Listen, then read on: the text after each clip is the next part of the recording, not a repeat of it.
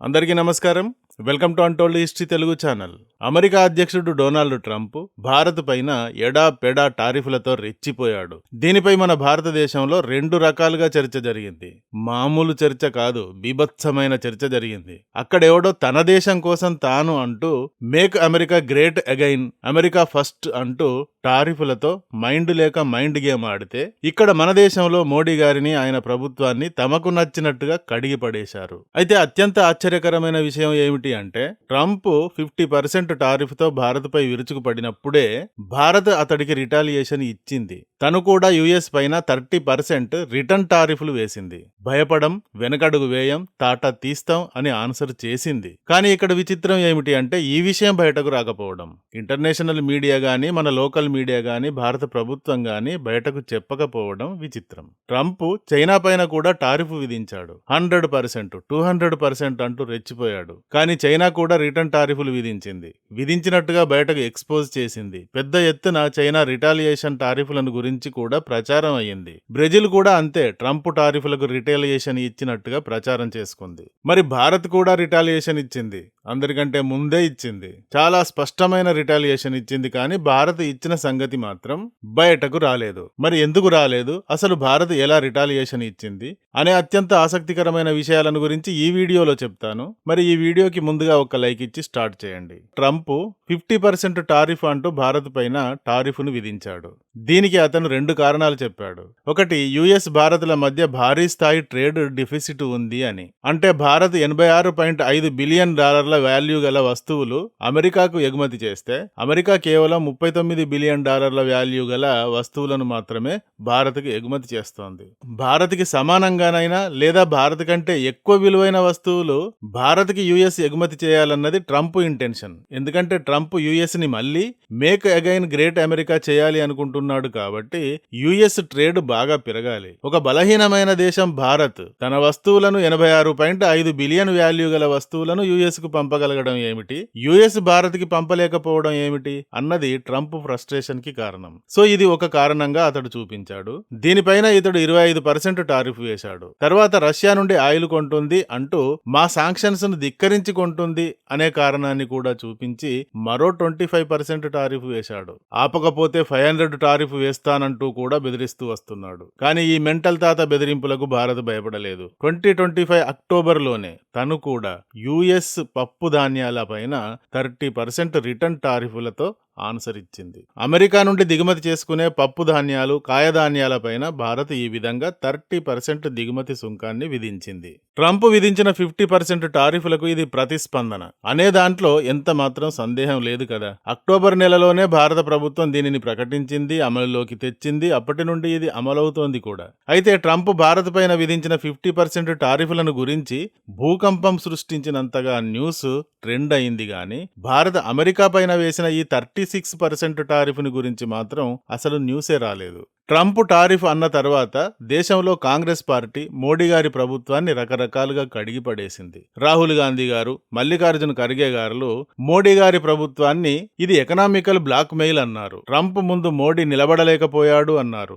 భారత సార్వభౌమత్వాన్ని కాపాడలేకపోతున్నాడు మోడీ అన్నారు. కాంగ్రెస్ జనరల్ సెక్రటరీ కేసీ వేణుగోపాల్ గారైతే మోడీ ట్రంప్ ను అపీజ్ చేయడానికి ప్రయత్నించి ఓడిపోయాడని అన్నారు. అంటే ట్రంప్ ని బుజ్జగించడానికి లేదా శాంతింపజేయడానికి ప్రయత్నించి ట్రంప్కే లొంగిపోయాడు అన్నారు. పార్లమెంటులో చర్చ పెట్టి మోడీ విదేశాంగ విధానం పూర్తిగా కుప్పకూలిపోయింది అన్నారు. TMC MP Abhishek Banerjee Modi answer చేయాలి అంటూ రెచ్చిపోయాడు. తేజస్వి యాదవ్ అయితే అమెరికా ట్యూన్ కు మోడీ డాన్స్ చేస్తున్నాడు అన్నాడు. ఇంకా మాజీ ఆర్బీఐ గవర్నర్ రఘురాం రాజన్ మోడీ గారికి ఇది చెంపదెబ్బ అన్నాడు. ట్రంప్ కి మోడీకి మధ్య ఫ్రెండ్షిప్ ఉందన్నారు కదా, ఏది ఫ్రెండ్షిప్, పనిచేయడం లేదే అని అంతా మోడీ గారి పైన సెటైర్స్ విసిరారు. ఎన్డీటీవీ, ది గార్డియన్ వంటి international and India media Trump టారిఫ్లతో రెచ్చిపోతే మోడీ సైలెన్స్ గా ఉండడాన్ని తీవ్రంగా విమర్శించాయి. ఎక్స్ లో యాంటీ మోడీ అకౌంట్స్ మోడీ గారిని షేమ్ అంటూ హ్యాష్ ట్యాగ్స్ ట్రెండ్ చేశాయి. ఒకరేమిటి ఇద్దరేమిటి, ఢిల్లీ నుండి గల్లీ దాకా మోడీ గారు నచ్చని వారు, ప్రతిపక్షాలను మెచ్చేవారు అంతా మోడీ గారే ఏదో పెను తప్పు చేసినట్టుగా బూమ్ చేశారు. కానీ ఈ వివాదం అంతా ట్రంప్ తాత వల్ల వచ్చింది. అయితే ఎవరూ గొంతెత్తక ముందే 2025 అక్టోబర్లోనే మోడీ గారు ట్రంప్కి రివర్స్ షాక్ ఇస్తూ 30% రిటర్న్ టారిఫ్ను విధించారు. అది అమలయ్యింది, కంటిన్యూ అవుతోంది కూడా. మరి ఇంతగా తమను అందరూ నిందిస్తున్నా, విమర్శిస్తున్నా ఎందుకు దీనిని ట్రెండ్ చేయలేదు? దేశం గురించి, దేశ ప్రతిష్టను గురించి భయపడిపోయిన వారు ఈ విషయం గురించి మాత్రం గుట్టు చప్పుడు కాకుండా గుటకలు మింగుతూ ఉండిపోయారు. ఇలాంటి విషయాలని CNN, New York times, Washington post లాంటి ఇంటర్నేషనల్ మీడియా పబ్లిష్ చేయాలి. కానీ పబ్లిష్ చేశాయా? చేయలేదు. ఎందుకు చేయలేదు అంటే, ఈ టాపిక్ గురించి చెప్పాలి అంటే టైటిల్స్ ఎలా పెట్టాల్సి ఉంటుంది? భారత్ వెనక్కి తగ్గలేదు, భారత్ పై US టారిఫ్ ప్రెషర్ పనిచేయలేదు, భారత్ తన రైతుల కోసం నిలబడింది అనే విధమైన టైటిల్స్ పెట్టాల్సి ఉంటుంది. కానీ ఇలాంటి టైటిల్స్ ఈ ఇంటర్నేషనల్ మీడియా పెట్టదు. కారణం, ఇలాంటివి భారత ప్రతిష్టను పెంచుతాయి, US ప్రతిష్టను తగ్గిస్తాయి, అందుకని పెట్టవు. ఇది US పాలసీ. US ని బలహీనంగా చూపే న్యూస్ ను చూపించడాన్ని తగ్గించడమే US పాలసీ. మరొక కారణం, US లో రైతులు ఇప్పటికే అసహనంతో ఉన్నారు. వ్యవసాయ ఎగుమతులపైన ఆధారపడిన US రాష్ట్రాల రైతులు ఈ విధంగా అసహనంతో ఉన్నారు. వీరి ఉత్పత్తులపై భారత్ 30% టారిఫ్ వేసింది అని చెబితే వారి అసహనం మరింత పెరుగుతుంది. రైతులు నిరసనలు చేస్తారు, ప్రభుత్వంపై ఒత్తిడి తెస్తారు. అంచేత భారత్ విధించిన ఈ 30% టారిఫ్ను గురించి US మీడియా తేలుకుట్టిన దొంగలాగా సైలెన్స్ గా ఉండిపోయింది. మరి భారత్ ఈ విషయాన్ని ఎందుకు సైలెంట్ గా ఉంచింది అంటే, మన దేశంలో మన సోషల్ మీడియా ఎలా ఉంటుంది అంటే, న్యూస్ కోసం, ట్రెండింగ్ న్యూస్ కోసం ఆవురావురమంటూ ఎదురు చూస్తూ ఉంటుంది. ఏదైనా కాస్త ట్రెండింగ్ న్యూస్ దొరికితే దానిని టాప్ లేచిపోయేలాగా వీడియోలుగా, పోస్టులుగా మార్చి పెడుతూ ఉంటాయి. అమెరికాపై రివెంజ్, ట్రంప్కి చెంప చెల్లుమనిపించిన మోడీ, US కి షాకిచ్చిన భారత్, దెబ్బకి దెబ్బతీసిన భారత్, మోడీ దెబ్బకి ఠారుమన్న ట్రంప్, ఇలా న్యూస్ హోరెత్తుతుంది. అసలే ట్రంప్ మెంటల్ తాత. ఇంతలా ఈ విధంగా న్యూస్ ప్రచారంగాని అయితే అతను మరింత అగ్రెసివ్గా స్పందిస్తాడు. ఎందుకు బురదలో అనవసరంగా రాయి విసరడం? మనకు పని జరగడం ముఖ్యం, అది ముఖ్యం అన్నట్టుగా భారత్ ఈ 30% రివెంజ్ టారిఫ్ని గురించి ఓపెన్ చేయలేదు. అయితే మోడీ గారి ప్రభుత్వం ఈ 30% టారిఫ్ని కేవలం రివెంజ్ కోసం మాత్రమే చేయలేదు. ఇది భారత్కి, భారతీయ రైతులకి అవసరమైన వ్యూహం కాబట్టి చేసింది.